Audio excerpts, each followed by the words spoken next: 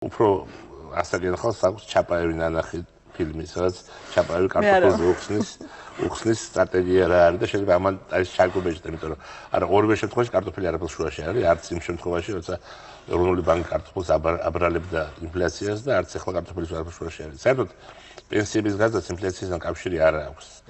ცხადი ეს უნდა გვესმოდეს, იმიტომ რომ ბევრი სხვა შედეგი მოყვება შეიძლება ეკონომიკა, მაგრამ ინფლაცია ეს არის ეკონომიკიდან ამოღებული ფული. რომელიც ეკონომიკაში ბრუნდება უკან. ანუ ინფლაციის მნიშვნელოვანია ფულის მასა, ხო? ფულის მასა თუ ამით არ იცვლება, არცერაფერი არ შეიძლება მოხდეს ინფლაციის საკითხი. შეიძლება რაღაც კონკრეტულ პროდუქტებზე ფასი შეიცვალოს.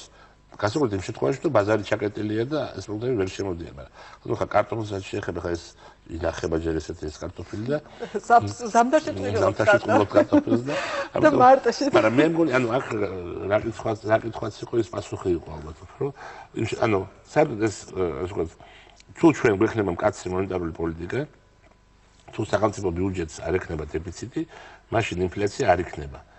გინდა კარტოფილში, გინდა ვაშში, გინდა მსხალში, გინდა ატამში, გინდა პენსიების გაზრდის შედეგად და გინდა შავლების ყიდვის შედეგად. არავითარ შემთხვევაში არ იქნება ინფლაცია.